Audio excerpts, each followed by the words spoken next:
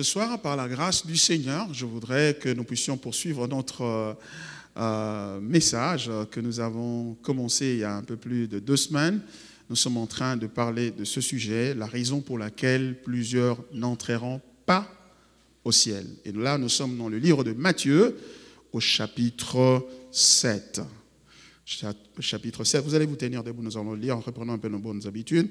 De se tenir debout quand il faut lire le texte biblique, le texte principal, et le reste, on peut rester assis. Si vous avez votre Bible, ouvrez-la. Vous avez votre app, allez sur votre app et tirez le livre de Matthieu, où nous sommes là au chapitre 7, verset 21, verset 23. C'est vraiment un texte assez bref. Nous allons le lire et nous allons nous y replonger. Ceux qui me disent « Seigneur, Seigneur » n'entreront pas tous dans le royaume des cieux, mais celui-là seul qui fait la volonté de mon Père qui est dans les cieux. Plusieurs me diront en ce jour-là « Seigneur, Seigneur, n'avons-nous pas prophétisé par ton nom? N'avons-nous pas chassé des démons par ton nom? Et n'avons-nous pas fait beaucoup de miracles par ton nom ?» Alors je leur dirai ouvertement « Je ne vous ai jamais connus. Retirez-vous de moi, vous qui commettez l'iniquité. » C'est la parole du Seigneur. Prière de reprendre vos places. Comme je le disais, la raison pour laquelle plusieurs n'entreront pas au ciel. Le ciel est réel, le ciel est vrai. Et par conséquent, le monde tel que nous le connaissons prendra fin. Il prendra fin.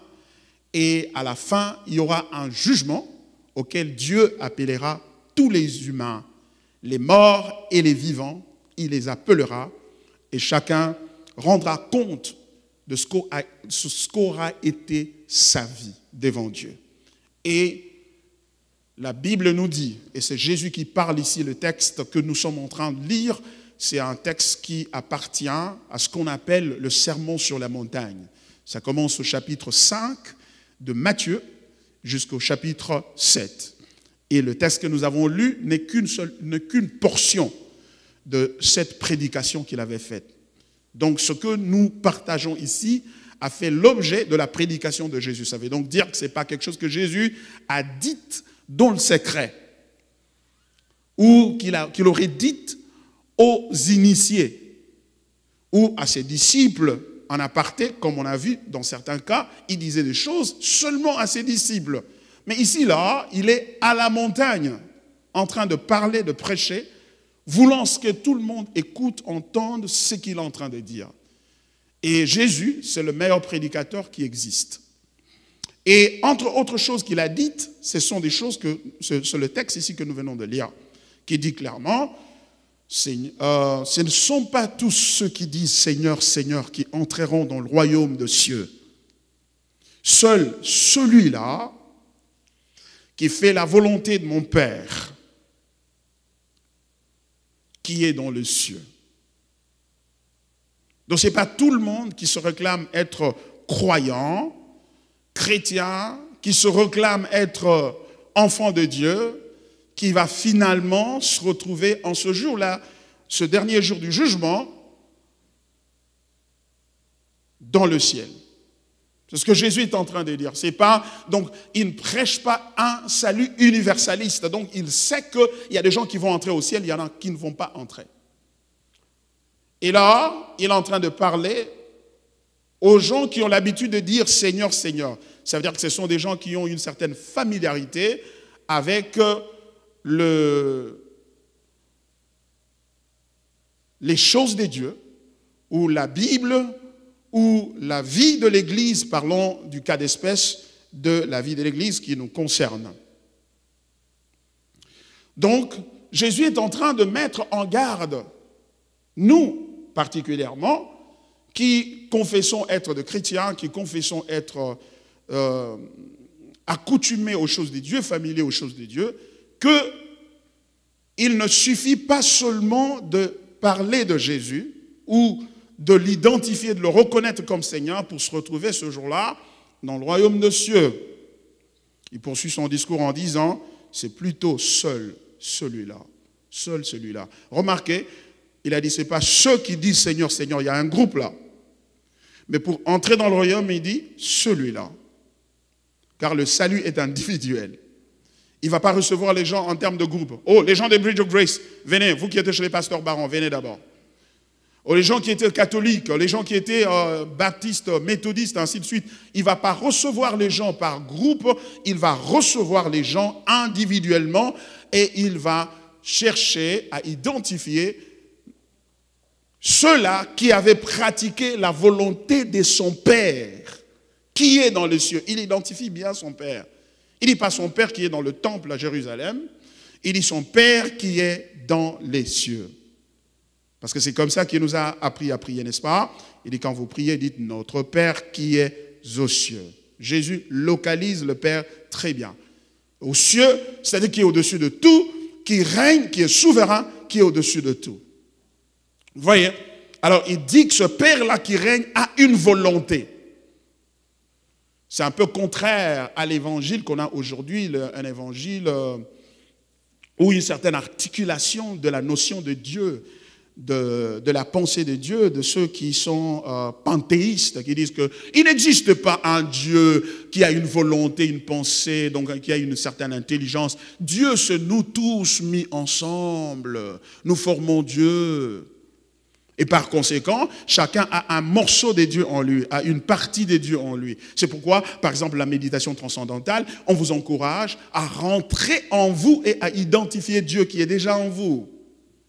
Donc pour ceux qui soutiennent cette thèse-là, cette théologie, ou cette manière de réfléchir ou de penser à Dieu, ils disent que Dieu n'est pas extérieur à vous.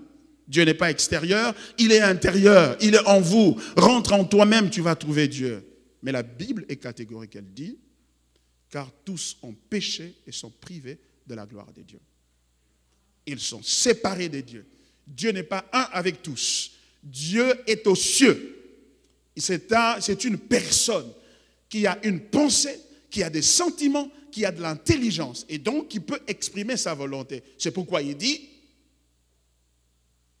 ce n'est pas tous ceux qui disent Seigneur, Seigneur qui entreront dans le royaume de cieux, mais plutôt celui-là qui fait la volonté de son Père qui est dans les cieux. Donc c'est clair.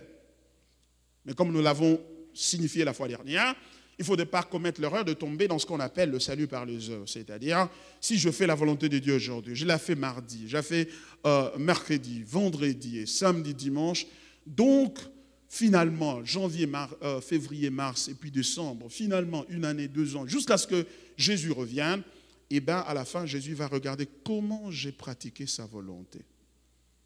Et il va voir que non, tu as été gentil, tu as été bien, tu as gardé les commandements pendant un temps. On va mettre ça d'un côté comme sur une balance, on met ça d'un côté et puis on regarde de l'autre côté, oh, le jour où tu as manqué, tu n'as pas fait la volonté de Dieu, et bien on met ça à droite. On va voir ce qui va peser le plus. Si c'est la volonté de Dieu que tu as pratiquée, c'est-à-dire les bonnes œuvres, ton obéissance à la volonté de Dieu, au commandement de Dieu, et bien Dieu va dire, et bien entre dans le royaume des cieux parce que tu as vraiment, tu t'es battu, vraiment, je savais. Si alors ce n'était pas facile. Je sais que c'était difficile d'être immigrant aux États-Unis, mais tu as fait ton mieux, ça va. Maintenant, tu peux entrer au ciel. Tel ne sera pas le cas. Donc, lorsqu'il dit, ce ne sont pas ceux qui font la volonté de mon Père qui vont entrer, il ne veut pas dire que le salut est fonction de ton obéissance. Plus tu obéis, plus tu as de chances d'entrer dans le royaume des cieux. C'est parce que Jésus-Christ est en train d'enseigner ici, parce que l'apôtre Paul nous dit clairement dans Éphésiens, chapitre 2, versets 8 à 9, c'est par la grâce que vous êtes sauvés. Ce n'est point par les œuvres, afin que personne ne se glorifie.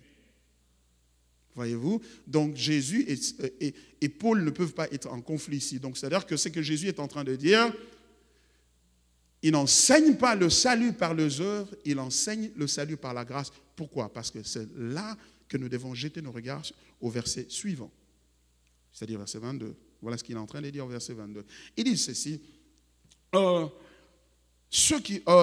plusieurs me diront en ce jour-là, Seigneur, Seigneur, n'avons-nous pas prophétisé par ton nom, n'avons-nous pas chassé des démons par ton nom, et n'avons-nous pas fait beaucoup de miracles par ton nom?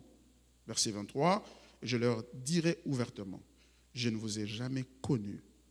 Retirez-vous de moi, vous qui commettez l'iniquité. Regardez, ces gens-là, plusieurs, se tiennent devant lui et commencent à lui dire, mais Jésus, qu'est-ce qui arrive? Pourquoi tu nous barres la route, nous barres l'accès au royaume des cieux? Rappelle-toi, n'avons-nous pas prophétisé en ton nom? N'avons-nous pas chassé des démons par ton nom? N'avons-nous pas fait beaucoup de miracles? Le centre des miracles, le centre de guérison, le centre de percée, le centre de destinée, le centre de ceci ou de cela. Et Jésus de leur rétorquer, retirez-vous de moi, je ne vous ai jamais connu. La raison pour laquelle vous n'allez pas entrer dans mon royaume, c'est parce que moi, je ne vous connais pas. Mais nous avons fait de miracles, nous avons fait d'ailleurs en ton nom, nous avons jeûné à l'église, nous avons fait ceci, nous avons fait cela. D'ailleurs, mon père c'est un pasteur, ma mère a passé toute sa vie à l'église. Il dira, retirez-vous de moi car je ne vous ai jamais connu. Parce que ce qui importe pour entrer dans le royaume des cieux, ce n'est pas ce que vous faites, et même en son nom, mais c'est ce que lui connaît. C'est cela que lui connaît. C'est celui-là que lui, le Seigneur Jésus, connaît. En d'autres termes, regardez, il y a un parallélisme ici, je voudrais que vous puissiez voir cela. Le parallélisme est le suivant. Le premier verset, au verset 21, regardez votre texte, il dit, ceux qui me disent Seigneur, Seigneur n'entreront pas dans le royaume des cieux, mais celui-là qui fait la volonté de mon Père qui est dans les cieux. Donc il est en train de dire, pour entrer au ciel, il faut faire la volonté de son Dieu, de son Père. Et au verset 23, il dit, à ceux-là qui avaient brandi leur performance et leurs miracles, leurs bénédictions et autres, il leur dit, retirez-vous de moi, je ne vous ai jamais connu, retirez-vous de moi, vous qui commettez l'iniquité. Donc, il y a un parallélisme entre le fait de faire la volonté de Dieu et le fait que Jésus vous ait connu. Il y a un parallélisme. En d'autres termes, c'est comme un synonyme. C'est comme si on disait la même chose. Connaître le Seigneur équivaut à faire la volonté de Dieu. Cependant, on a dit, mais la volonté de Dieu, ce n'est pas la pratique de la volonté de Dieu, c'est-à-dire l'obéissance au commandement de Dieu, s'abstenir de boire, s'abstenir de filles, de garçons, s'abstenir de mentir, s'abstenir de voler, etc. Ce n'est pas le cumul de ces bonnes œuvres-là qui fait de toi, qui va faire que tu entres au ciel. Pourquoi? Parce que même ceux qui sont allés plus loin, ils ne se sont pas seulement abstenus de faire le mal, de tuer, de voler, de mentir. Ils ne se sont pas seulement abstenus de ça, ils sont allés plus loin. Ils ont même fait des miracles. Ils ont chassé des démons, c'est-à-dire c'était des serviteurs de Dieu, bien entendu, n'est-ce pas? Donc ce sont des gens qui aujourd'hui, on dirait, ce sont des pasteurs, des prophètes, des évangélistes, des apôtres, des docteurs, tous les 5 ministères et même les anciens et les diacres, et surtout les gens qui sont dans le groupe d'intercession, qui aiment bien chasser des démons. Tout cela, Jésus est en train de dire que cela ne suffit pas pour que vous puissiez entrer au ciel. Et ce n'est pas cela qui fait entrer au ciel. Ça veut dire que tu peux faire ces choses-là et ne jamais entrer au ciel, c'est-à-dire de ne jamais avoir été sauvé. C'est possible de faire ces choses-là. C'est possible d'être le pasteur Baron en train d'enseigner chaque dimanche ici à Bridgewood Grace et ne jamais avoir été sauvé. En d'autres termes, tu risques d'arriver aux portes du ciel et Jésus dit, je ne t'ai jamais connu. Quel amour! Remarquez l'amour qu'il y a dans cette prédication. L'amour se manifeste de quelle manière? C'est qu'il nous prévient déjà de quelque chose de dangereux qui pourrait nous arriver aux portes du ciel pour que nous ne soyons pas surpris là-bas, mais plutôt que nous prenions des dispositions maintenant de manière à nous assurer que nous pratiquons sa volonté. Ou mieux, que nous sommes connus par lui. Parce que c'est seulement ceux-là que lui connaît qui vont entrer dans le royaume des cieux. Et remarquez que le texte ne dit pas ceux-là qui connaissent le Seigneur, mais ceux-là que lui connaît. Il y a une nuance de taille. Et je vois cette nuance-là aussi apparaître dans le livre de Galates chapitre 4. Je ne sais pas si vous avez déjà lu ce texte-là. Allons-y un peu. Galates chapitre 4. Et vous allez voir cette insistance-là, cette articulation-là qui apparaît dans l'épître de Paul aux Galates, c'est-à-dire aux croyants qui étaient dans la ville de Galatie. Galates chapitre 4.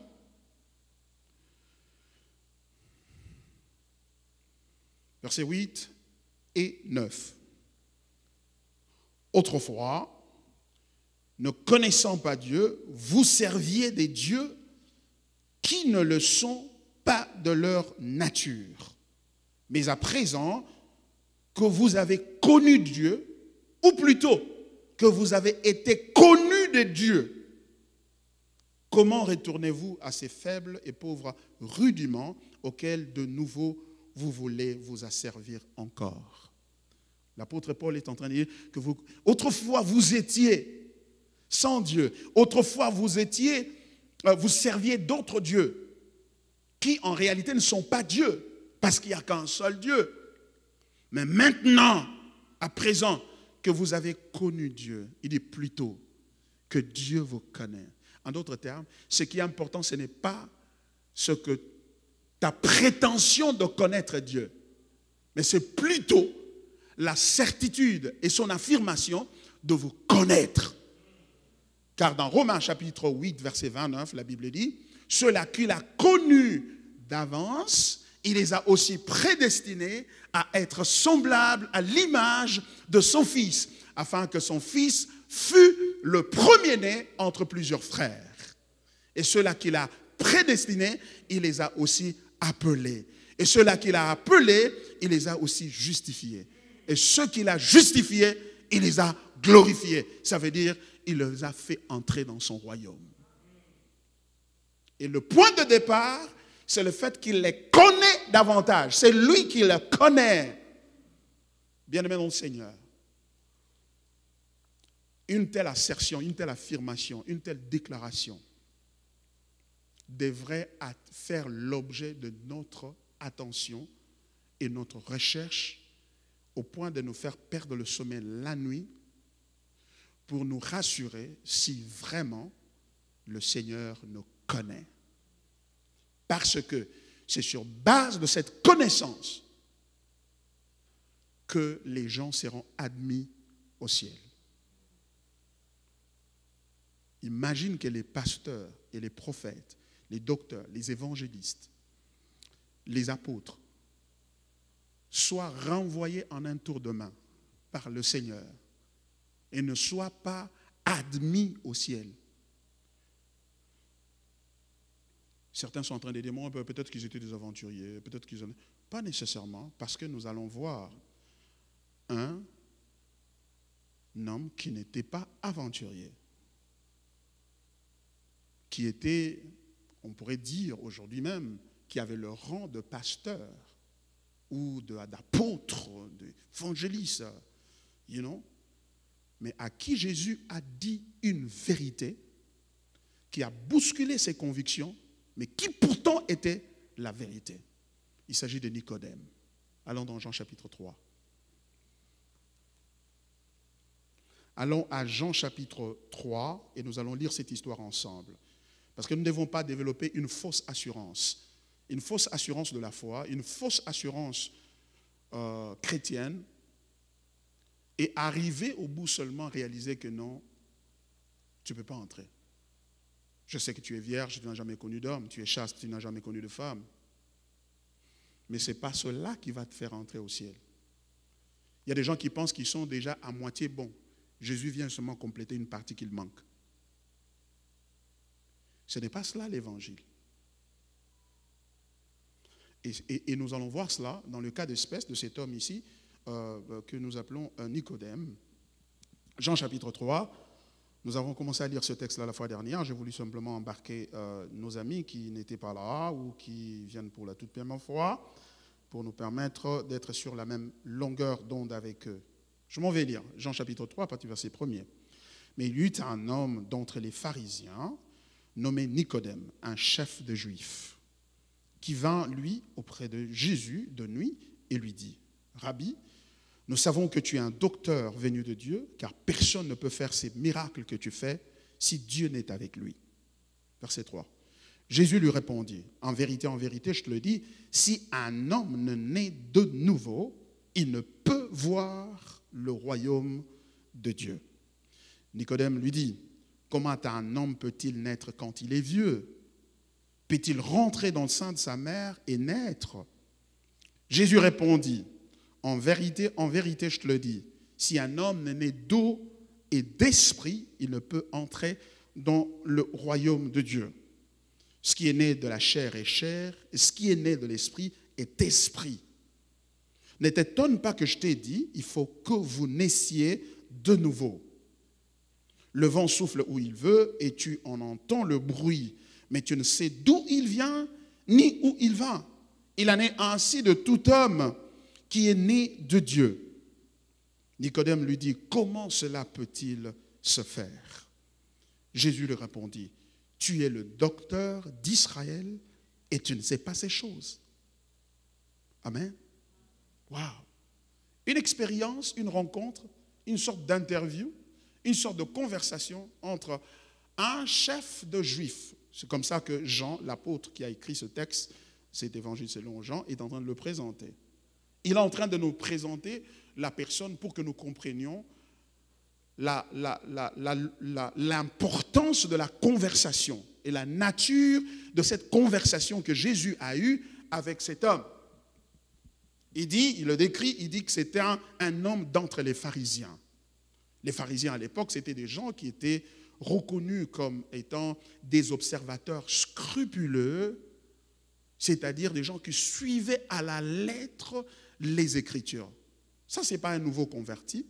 Ça, ce n'est pas un frère qui était dans Roca Musica, qui est venu pour rencontrer Jésus et parler spiritualité avec lui et voir s'il peut abandonner la musique et venir à Jésus. Ça, ce n'est pas une femme, un homme qui est une femme qui est deuxième bureau, troisième bureau, qui cherche quand même à découvrir quelle est la volonté de sa vie et qui vient vers Jésus. Non, ça, ce n'est pas la femme samaritaine.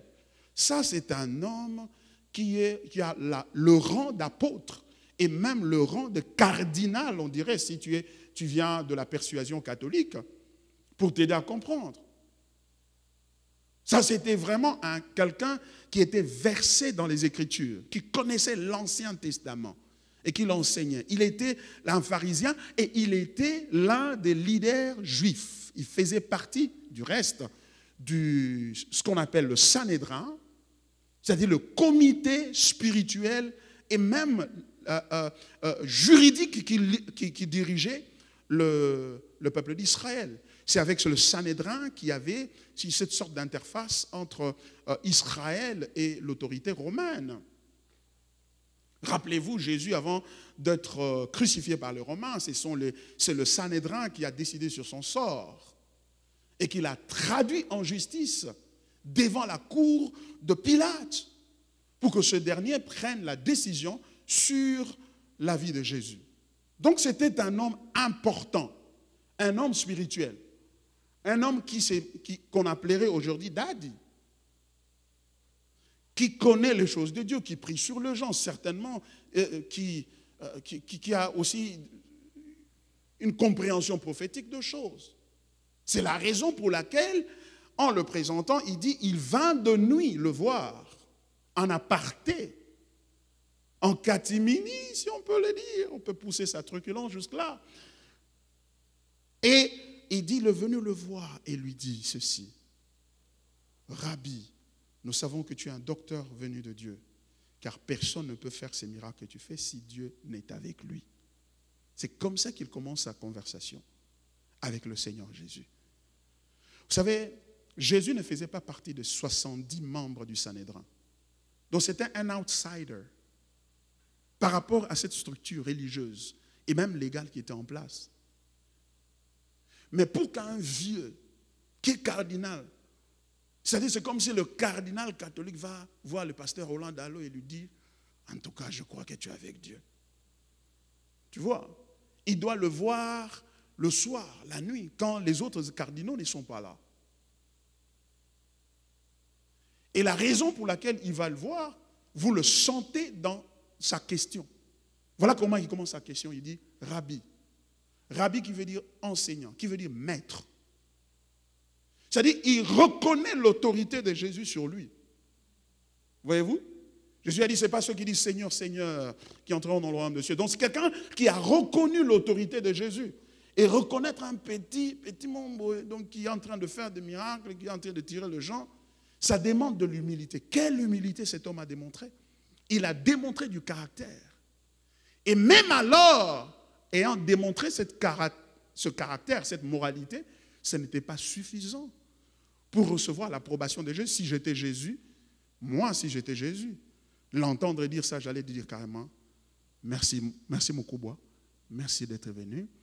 Toi, au moins, bon, je te garantis que ça va.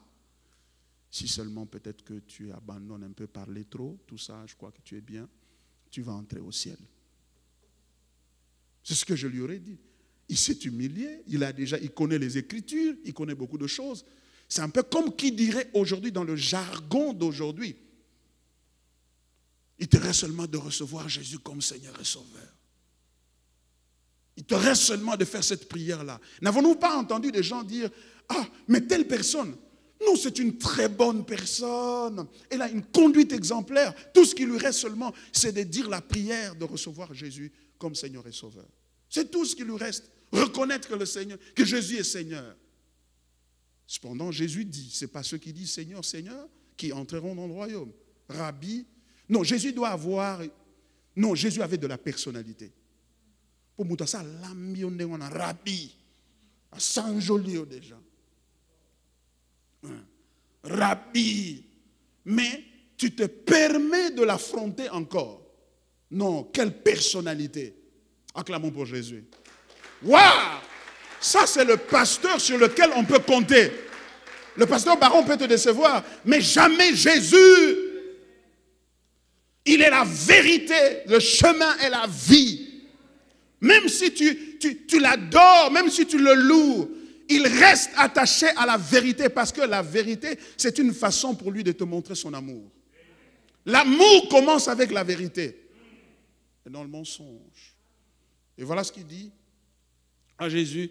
Il dit, parce que personne ne peut faire le genre de choses que tu es en train de faire sans que Dieu ne soit avec lui. Il reconnaît le Seigneur. Il reconnaît que Dieu est avec toi. Et le problème, c'est quoi? Le problème, c'est que quand tu dis ça, on a réalisé que Nicodème s'est mis dans une position où maintenant, il s'est exposé à Jésus. Parce que du moment que tu dis que tu affirmes que Dieu est avec lui, tout ce qu'il va dire en ouvrant ta bouche, tu es condamné à l'accepter. Parce que toi-même, tu as accepté déjà qu'il est avec Dieu. C'est pourquoi ne vous pressez pas à dire aux gens, Dieu est avec lui, je reconnais ton ministère. Il ne faut pas vous en presser. Parce que dès que vous dites ça, maintenant c'est comme ça que ces faux prophètes sont en train d'avoir les gens. Il vous fait croire d'abord que Dieu est avec lui. Comme ça après, maintenant quand il te dit n'importe quoi, tu n'as plus de défense. C'est pourquoi tu dois avoir la parole à ta disposition. Parce que c'est la parole qui te permet de te défendre de cette manière. Et ça, c'est un docteur de la loi qui parlait comme ça. Donc, il savait de quoi il parlait. Et Dieu merci, il disait vrai. Et après avoir dit cela,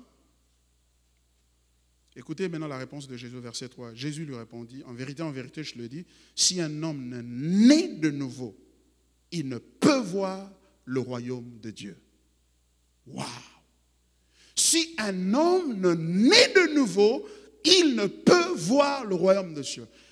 Nicodème a exhibé toutes les caractéristiques d'une moralité, d'une religion correcte. Il a laissé les 69 autres. Il est venu de nuit parce que quelque part, il faut l'avouer, cet homme doit avoir eu vraiment envie de connaître la vérité. C'était un homme sincère. Il voulait vraiment connaître la vérité. C'est pourquoi il s'est permis de venir même la nuit, au milieu de la nuit, chercher le Seigneur en catimini. Et même alors, quand il vient en rampant. Il vient sur ses genoux. Il vient avec de l'humilité. Il dit, Rabbi. Et il reconnaît que Dieu est avec toi. C'est ce qui nous manque, ce qui manque à beaucoup d'entre nous. C'est une curiosité sincère et profonde de vouloir connaître Dieu, de s'approcher. Il a entendu parler de Jésus en train de faire des miracles et tout. Il n'a pas été dans la foule avec les autres, mais il a pris le temps d'aller chercher pour découvrir, parce qu'il a senti une insatisfaction en lui, parce qu'il ne peut développer une curiosité qu'une personne qui ressent une certaine insatisfaction.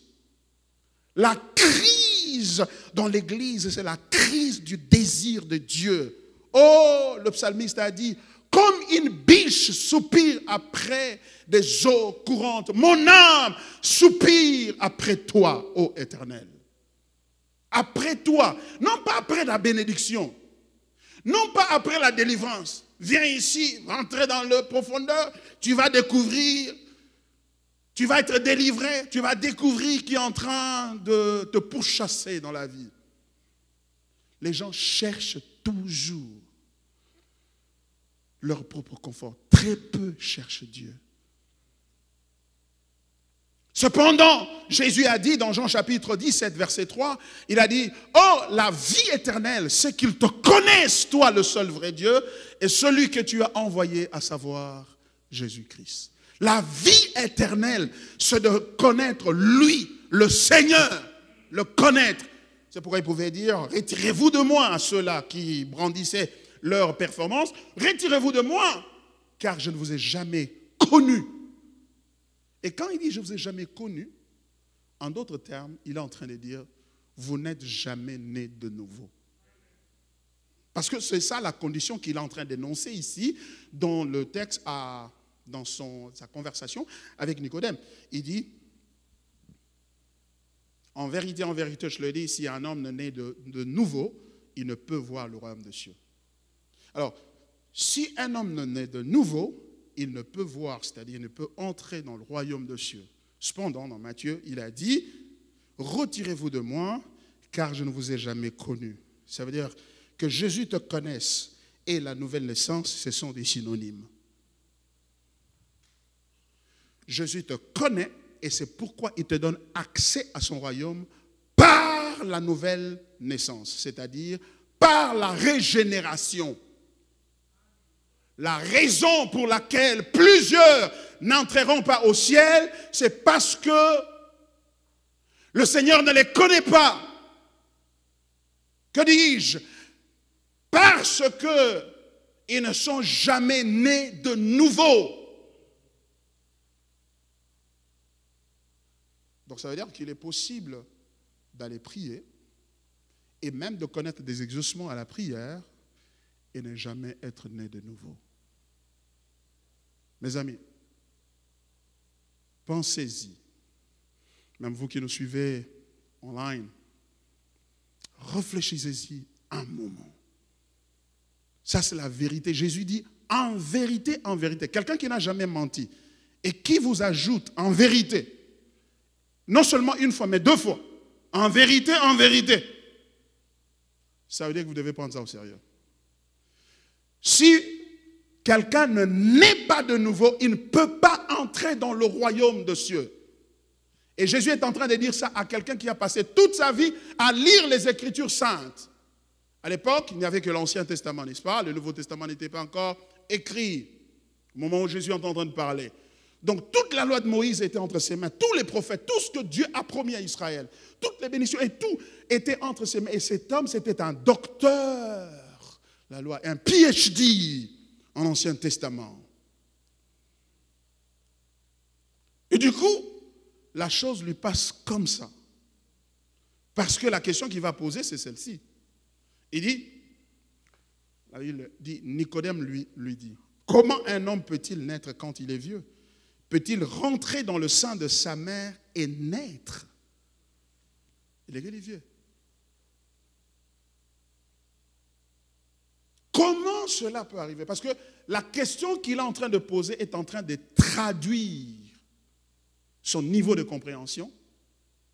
Et je dirais même ici, la difficulté de compréhension de ce que Jésus avait dit. Il dit, comment un homme peut-il naître quand il est vieux? C'est-à-dire, il parlait rhétoriquement de lui-même aussi. Il dit, hein? Je suis déjà vieux comme ça, comment je vais naître encore? Jésus poursuit son discours. Jésus abaisse maintenant le niveau du discours pour que le vieux puisse quand même faire, you know, he can jump over the hurdle, you know.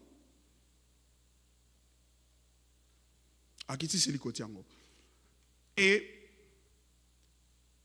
le Seigneur dit, verset 5, en vérité, je le dis, si un homme ne naît d'eau et d'esprit, il ne peut entrer dans le royaume de Dieu. Ce qui est né de la chair est chair, ce qui est né de l'esprit est esprit. Ne t'étonne pas que je t'ai dit, il faut que vous naissiez de nouveau. Le vent souffle où il veut et tu en entends le bruit, mais tu ne sais d'où il vient ni où il va. Il en est ainsi de toute âme qui est née de l'esprit. Et malgré cette explication, Nicodème pose encore une autre question qui traduit son manque de compréhension, sa difficulté. Ça veut dire que si toi, tu as des difficultés pour comprendre ce sermon ce soir, je ne peux pas te blâmer. Nicodème, qui est un juif et qui est un docteur de la loi, n'a pas compris. Et pourquoi pas toi? Et voilà la question qu'il pose. Nicodème lui dit, comment cela peut-il se faire? Comment cela peut-il se faire? Parce que de tout ce que moi je connais, de tout ce que moi je sais, il n'y a rien qui me permette de comprendre ce que tu es en train de dire.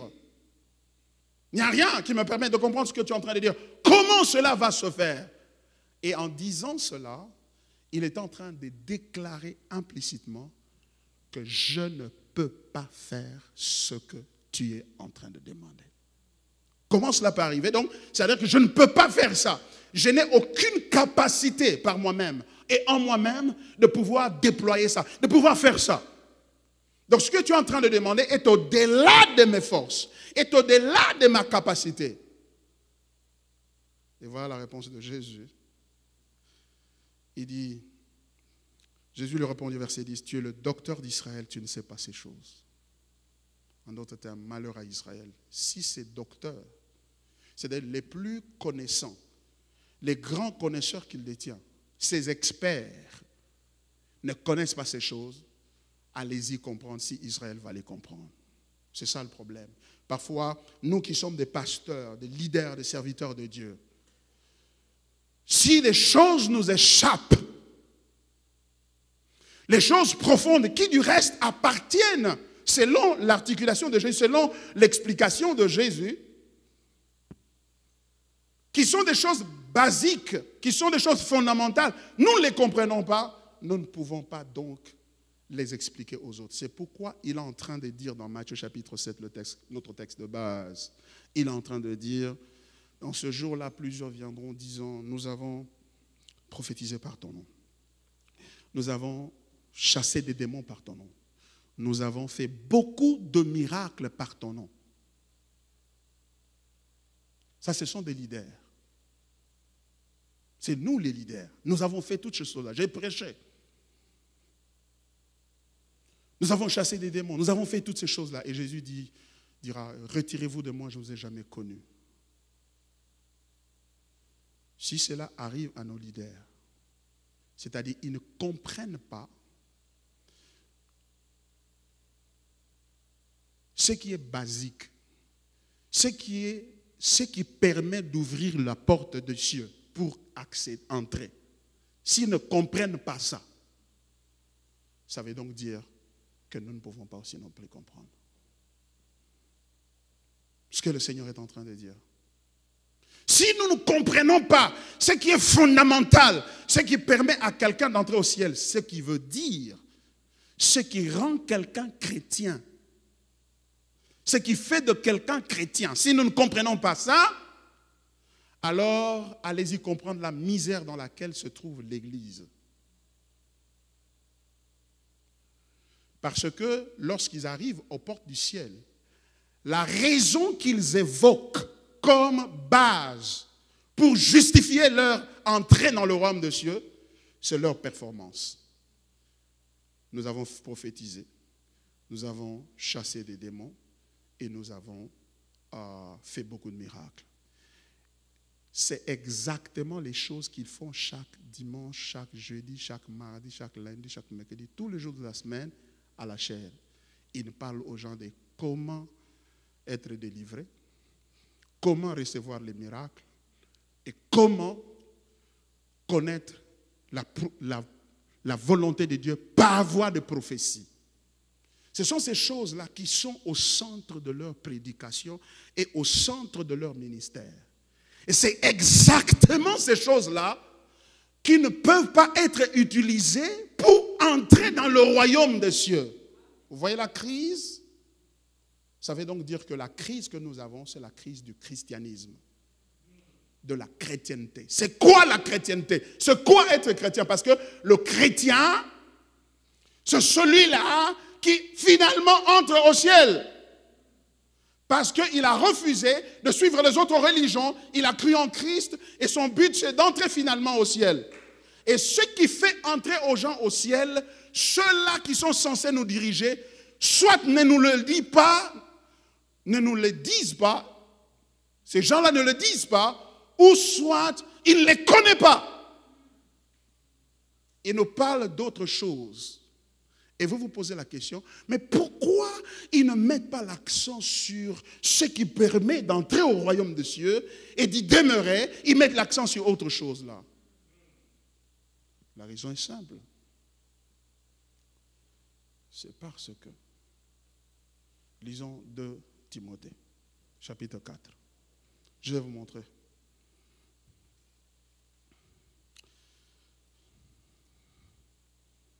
De Timothée chapitre 4.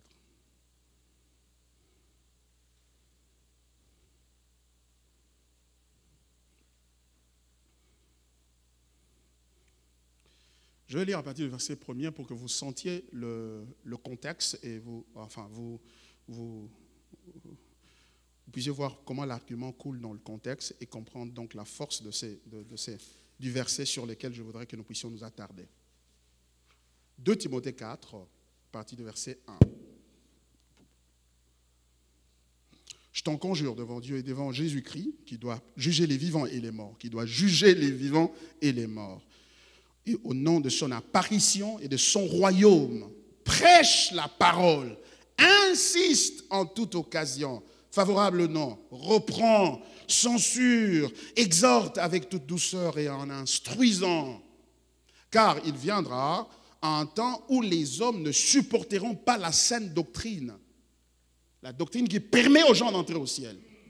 Ils ne supporteront pas ça. Mais ayant la démangeaison d'entendre des choses agréables, ils se donneront une foule de docteurs à la Nicodème, selon leurs propres désirs, détourneront l'oreille de la vérité et se tourneront vers les fables. Voyez-vous? Voilà ce que l'apôtre est en train de dire à son fils Timothée, fils de la foi, et donc serviteur de Dieu. Il est en train de dire que non, toi tu dois prêcher la parole, c'est-à-dire la parole de l'évangile, la sainte doctrine qui permet aux gens de savoir qu'est-ce qu'il faut faire, comment entrer dans le royaume des cieux. Parce que à quoi servirait-il de prêcher aux gens des bénédictions et les derniers jours, ils n'entrent pas au ciel. Ils vont en enfer. À quoi ça servira? Parce que regardez, réfléchissons, utilisons notre tête. Sur la terre ici, le plus agile d'entre nous va vivre 120 ans. Ou s'il est extraordinaire, il peut aller jusqu'à 150 ans. Ce sera un record. Vous voyez? Maintenant, quand tu meurs après, je sais que peut-être moi je n'irai pas jusqu'à 120 ans, peut-être. Je ne sais pas. Et d'ailleurs, je suis en train déjà de me préparer à la fin. Je réalise que, oh mon Dieu, là j'ai avancé. Maintenant, il ne me reste plus assez de temps. Bon, tu vas vivre 80 ans ou 100 ans, forçons la note, 120.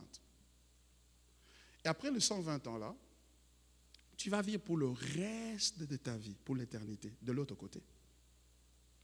Alors, vous ne trouvez pas que c'est idiot, excusez-moi l'expression, et c'est stupide de passer le temps à vous amasser, à accumuler seulement les choses qui vont vous servir pendant les 120 ans. Et parce qu'il y a des gens qui sont morts il y a 2000 ans passés. Ça fait 2000 ans qu'ils sont de l'autre côté. Et ce n'est pas encore fini, ça continue à couler. Ils auront peut-être 5 millions d'années, 5 milliards d'années de l'autre côté.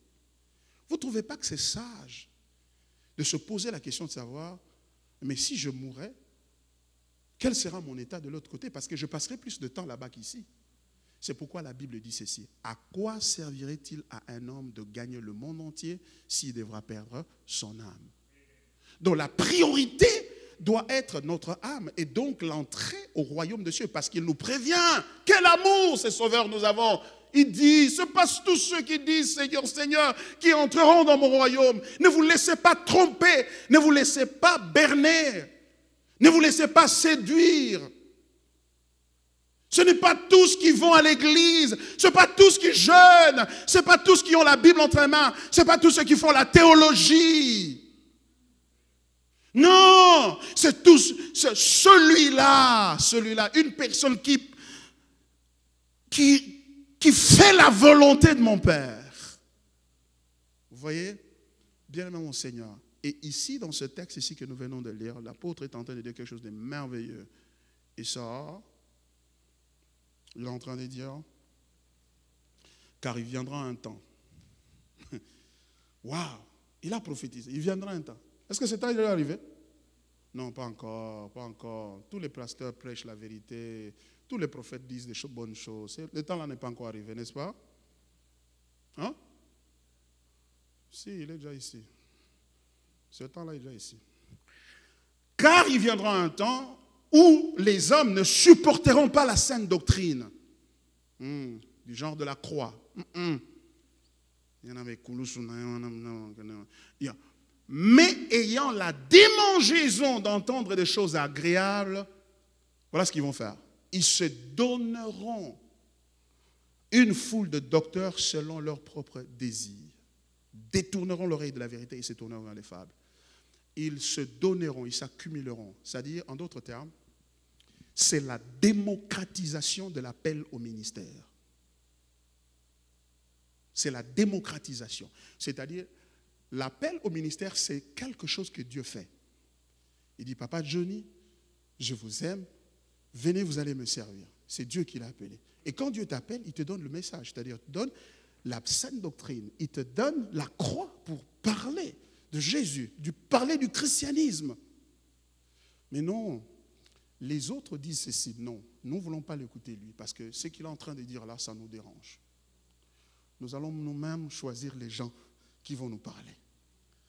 Et nous allons le soutenir dans la prière. Nous allons le soutenir dans les partenariats. Nous serons des partenaires. Nous serons forts. Nous allons construire cette église. Nous allons faire cela. Nous allons le mettre à la télé. Nous allons le mettre sur YouTube. Et qu'est-ce qu'il raconte là-bas? Des fables, des choses d'hommes, des choses qui font plaisir aux hommes. Et tu es là, et tu as les combats dans ta famille. Des choses qui ne demandent pas de chercher Dieu pour le dire.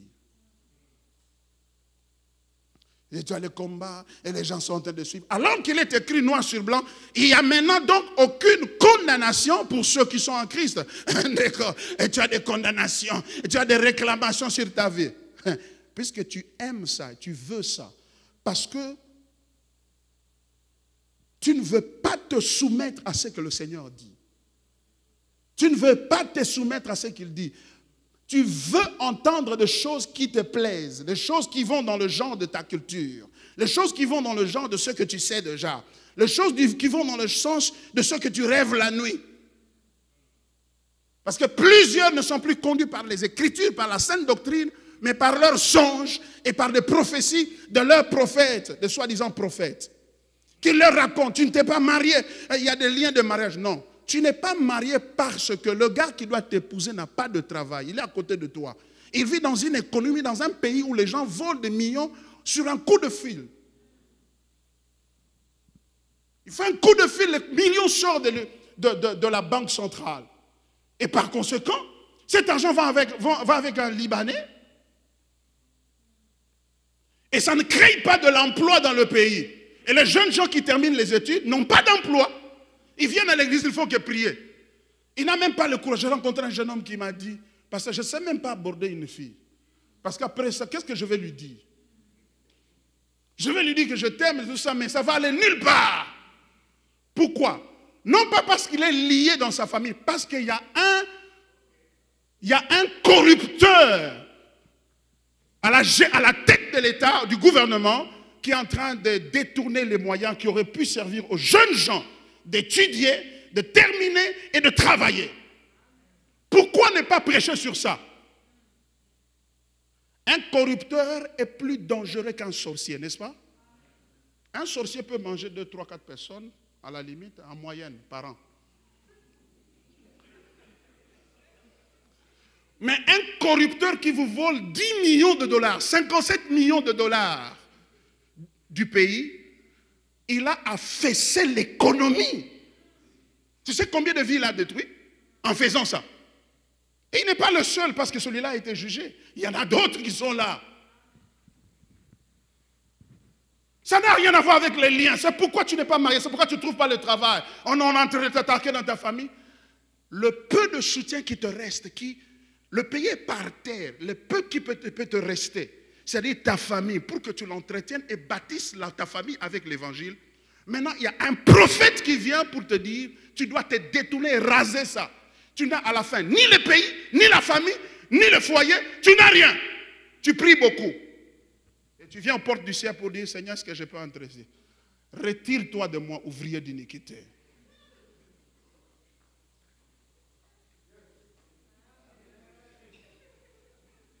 Ça fait marrer, mais je vous dis que c'est triste, ça fait couler, ça me fait saigner le cœur. Un peuple, un grand pays comme le Congo, mon pays d'origine, des ressources incommensurables. Mais quelqu'un, et des gens sont en train de souffrir comme ça, et les prophètes vont sortir, il va t'opposer à ta mère, il va t'opposer à ton frère, il va t'opposer à celui-ci, à celui-là. Et quand il n'y a pas de famille, il n'y a pas de société. Ces aventuriers-là, on va les rencontrer aux portes du ciel. Et Jésus dira clairement, je ne vous ai jamais connu. Mais nous avons fait des délivrances. Et c'est cela qu'ils vous racontent toujours. Quand vous suivez leur prédication, c'est toujours des expériences. Il y a une maman qui m'a appelé de Bangladesh parce que j'avais prié pour elle. Et puis elle a sémé. Et toi aussi, tu peux s'aimer aujourd'hui.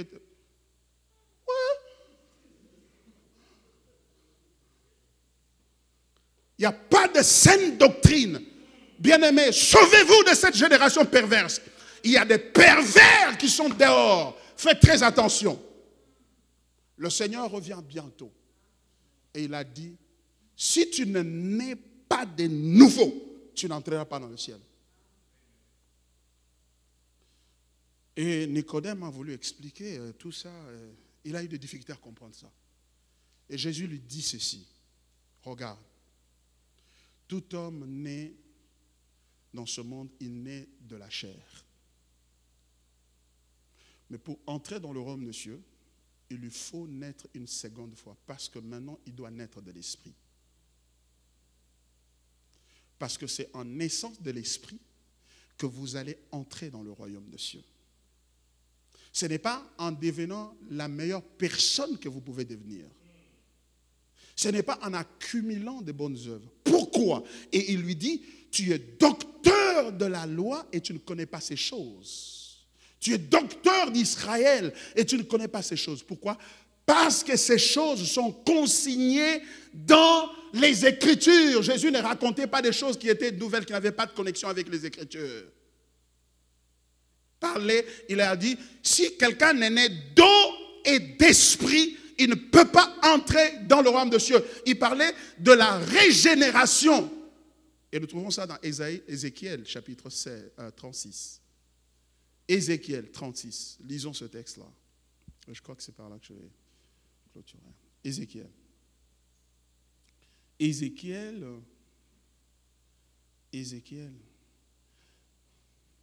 Il y en a qui disent, pasteur, tu dis ça, mais les gens ont des réalités, à certaines réalités peut-être que tu ne connais pas. C'est toujours ça. On n'est pas prêt à recevoir la parole de Dieu.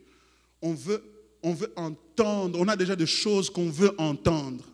Donc il faut que le prédicateur fasse coïncider ça avec ce que vous connaissez déjà. Sinon, vous n'allez pas le soutenir.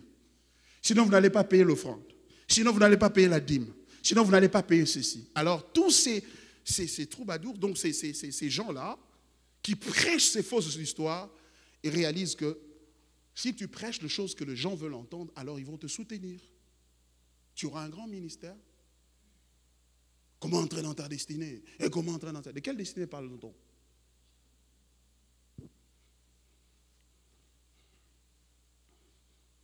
Tu vas être Joseph, tu vas être ceci. Il n'y aura pas deux Joseph, mon ami. Il n'y a qu'un seul. Et toi, cherche à devenir autre chose. Je disais donc Ézéchiel 36. Ézéchiel 36. À partir du verset... Ézéchiel, ok, 36 là. À partir du verset 22. C'est pourquoi, dit à la maison d'Israël, ainsi parle le Seigneur l'Éternel, ce n'est pas à cause de vous que j'agis de la sorte, maison d'Israël, c'est à cause de mon saint nom que vous avez profané parmi les nations où vous êtes allés. Je sanctifierai mon grand nom qui a été profané par les nations, parmi les nations, que vous avez profané au milieu d'elles. Et les nations sauront que je suis l'Éternel, dit le Seigneur, l'Éternel, quand je serai sanctifié par vous sous leurs yeux. Verset 24. Je vous retirerai d'entre les nations, je vous rassemblerai de tous les pays et je vous ramènerai dans votre pays. Je répandrai sur vous une eau pure et vous serez purifiés. Et je vous purifierai de toutes vos souillures et de toutes vos idoles. Je vous donnerai un cœur nouveau et je mettrai en vous un esprit nouveau. J'ôterai de votre cœur le cœur de pierre et je vous donnerai un cœur de chair. Je mettrai mon esprit en vous et je ferai en sorte que vous suiviez mes ordonnances et que vous observiez et pratiquiez mes lois. C'est ça la nouvelle naissance. C'est ça l'origine de la régénération dans l'Ancien Testament. Et lorsque Jésus a dit, tu es docteur d'Israël, mais tu ne connais pas ces choses, parce qu'il savait que c'était écrit, que je vous purifiez d'une eau pure. Je vous purifierai et je mettrai mon esprit en vous. Donc je vais vous faire naître d'eau et d'esprit. En d'autres termes, je vais vous régénérer. Pourquoi? Il explique pourquoi dans le contexte. Il dit, parce que vous n'avez pas sanctifié mon nom. Toutes ces années que j'ai marché avec vous, je vous ai donné la loi pour que vous soyez un peuple distingué, un peuple différent, mis à part pour moi, afin de refléter mon nom et me sanctifier. Par contre, vous êtes allés vers des nations et vous avez adoré leur Dieu, vous avez souillé mon nom.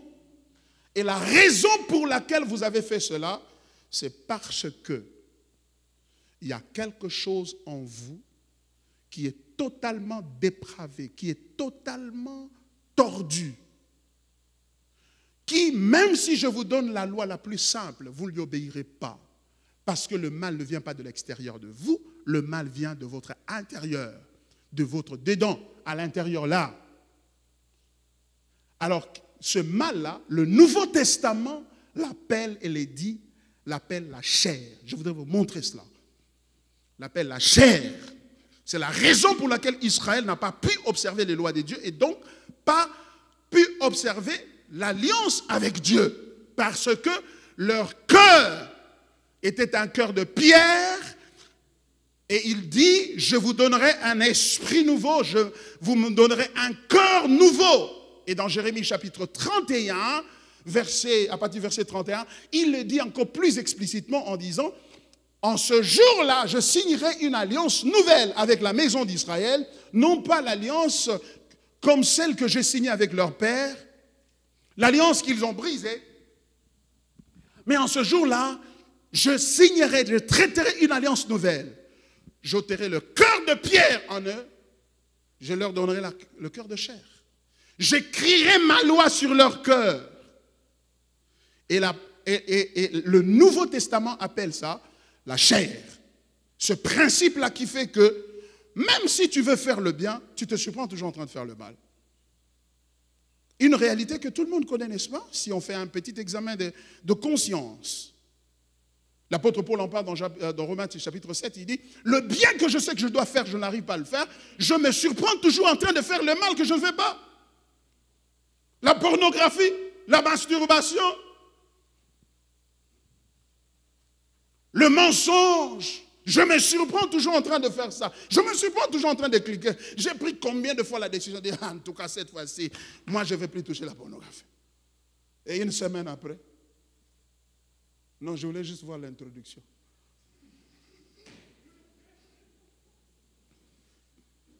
Pourquoi? Parce que nous avons une nature en nous, la chair, qui fait que même si nous connaissons ce qui est bien à faire, mais nous nous surprenons toujours en train de faire le mal que nous ne connaissons pas. Nous sommes donc liés. Oui, nous sommes liés. Nous sommes captifs, nous sommes esclaves de ce mal-là. Mais Jésus dit, la solution n'est pas qu'on coupe les liens. Il dit pas que la solution allait couper les liens, allait compris sur toi, ces oppressions, ces choses-là te quittent. Ces malédictions, ces liens de famille, ces hôtels qui ont été érigés avant que tu ne viennes en vie, ont été érigés. Il dit, non, c'est pas comme ça que vous devez résoudre ce problème. Moi, je le ferai. Qu'est-ce que je ferai? Je vous régénérerai. La régénération. Dans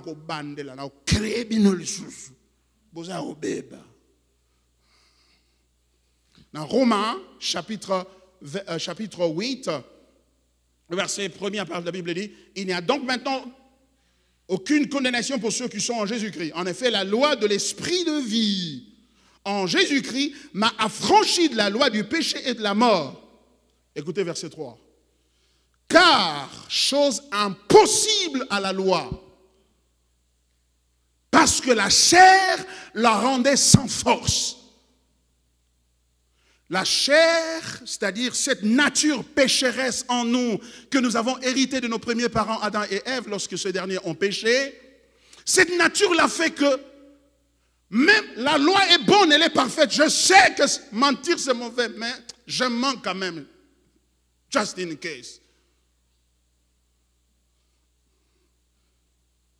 Et il dit, car chose impossible à la loi, parce que la chair la rendait sans force, Dieu a condamné le péché dans la chair en envoyant à cause du péché son propre fils dans une chair semblable à celle du péché. Et c'est l'afin que la justice de la loi fût accomplie en nous qui marchons non selon la chair, mais selon l'esprit. Bien-aimé mon Seigneur, Jésus est en train de dire, quand il dit à Nicodème, il faut que tu naisses de nouveau, il est en train de dire que je suis ici pour accomplir la promesse que le Père vous a faite. La promesse, c'est que toutes ces années, tous ces siècles ont démontré que même si je vous donne une seconde chance, vous la bousillez toujours. Donc Jésus dit, j'apporte une bonne nouvelle. Il ne s'agit pas de vous donner une autre chance, d'essayer encore. Parce que 3 fois, vous avez bousillé la chance. Le christianisme n'est pas une seconde chance que Dieu nous donne d'essayer encore, si nous pouvons arriver à lui obéir, de telle sorte qu'à la fin, le dernier jour, il va nous ouvrir la porte, il va dire, oh, viens, entre maintenant, tu as pu, cette fois-ci ça a marché. Non! Le christianisme n'est pas une seconde chance. Le christianisme n'est pas recevoir Jésus comme Seigneur et Sauveur pour que ce dernier, par son Saint-Esprit qui vient habiter en nous, nous puissions avoir la puissance maintenant de dire non au péché et de plaire à Dieu. Ce n'est pas ça le christianisme. Malheureusement, c'est parfois compris comme ça. C'est pourquoi je vous appelle le mercredi à notre étude biblique, parce que je vais détailler ça et nous irons en profondeur. Si vous avez des questions, vous pourrez les poser, je vais vous éclairer. Parce que vous devez mettre votre énergie à comprendre ces choses. Tu n'es pas juste venu à l'église. Ça, ce n'est pas seulement l'église pour l'église. L'enjeu est de taille. Il s'agit du reste de ta vie et de l'éternité. Tu dois comprendre ça. Alors tu dois déployer tous les efforts pour comprendre ça. Pourquoi à l'école tu dois lire de gros livres, tout ça, pour que tu puisses avoir 3.9 ou 4.0. Et à la maison de Dieu, tu n'as aucun effort. Pasteur, on prêche bien. Hein?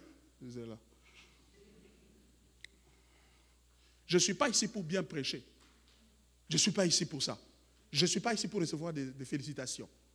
Ça, c'est une affaire de vie ou de mort. C'est une affaire de vie ou de mort. La Bible dit, prépare-toi à la rencontre de ton Dieu. Prépare-toi. Bon gamin, il revient bientôt. Il ne trompe pas. Bien-aimé mon Seigneur. Jésus n'est pas une sorte de batterie. Le Saint-Esprit n'est pas une sorte de batterie. Nous étions low bat. Maintenant, nous devons prendre une batterie plus puissante pour qu'il puisse nous alimenter en énergie, en force, pour que nous puissions fonctionner bien et plaire à Dieu. Non. Le christianisme, c'est celui-ci. Il y a un verdict qui a été prononcé sur toi et sur moi. À cause de notre péché, nous sommes condamnés.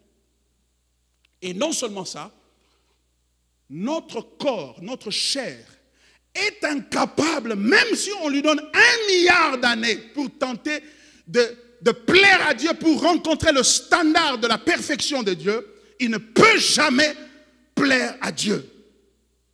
Car tous ont péché et sont privés de la gloire de Dieu. La Bible ne dit pas que tu ne peux pas obéir. Tu peux obéir. Tu vois, tu es vierge, tu n'as jamais connu d'homme, tu as obéi, tu as résisté, tu as regardé beaucoup de films, mais tu as résisté. Tu es chaste, tu n'as jamais commis de fille. Donc tu as obéi à beaucoup de choses. La Bible ne te dit pas, ne te demande pas d'obéir ou ne te condamne pas parce que tu n'obéis pas. La Bible te dit, tu n'es pas parfait parce que Dieu cherche la perfection. Une petite tache de souillure du péché, ça te souille complètement et ça t'empêche de le rencontrer parce que c'est un Dieu parfait et saint. C'est pourquoi le seul moyen pour toi, pour le connaître et entrer en communion avec lui, c'est de naître de nouveau. C'est de reprendre à zéro. Il faut être régénéré. Et s'il a dit ça à un papa, un vieux papa, Nicodème, qui a une grande expérience dans les Écritures et dans les prières. Ils ont même le mur de lamentation. Ils priaient tellement dessus que le mur a des trous et des fissures. Mais personne de ce mur-là n'a pu entrer au ciel. Christ est clair. Il dit, si tu n'es né d'eau et d'esprit, tu n'entreras pas. Et Nicodème pose la meilleure question qui soit. Comment cela va se faire? Il dit, comment cela va se faire? Jésus donne la réponse. Il dit, au verset 8, et j'ai dit ça, nous conclurons. Jean chapitre 3. Wow.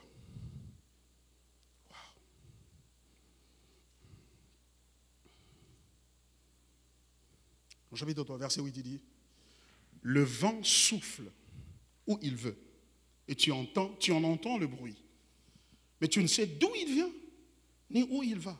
Il en est ainsi de tout homme qui est né de l'esprit. En d'autres termes, il dit, ça va t'arriver. Tu n'es pas à chercher. Il n'y a pas cette étape pour faire ça. Comme quelqu'un a écrit un livre, comment naître de nouveau. Oh, demain, est-ce que tu peux écrire ça à un enfant? Comment tu peux naître de ta mère? Première chose, reste dans le ventre. Troisième chose, fais ceci. Il n'y a pas de procédure. le vent souffle où il veut. Tu ne sais d'où il vient ni où il va. Tu n'entends seulement les bruits. C'est-à-dire que c'est quelque chose qui va t'arriver.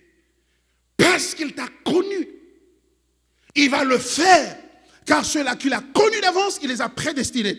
Et ceux-là qu'il a prédestinés, il les a appelés. Et ceux-là qu'il a appelés, il les a justifiés. Et ceux-là qu'il a justifiés, il les a glorifiés. Il le fera. Et quand il le fera, tu ne sauras pas comment, mais tu le sentiras en toi. Tu le sentiras en toi.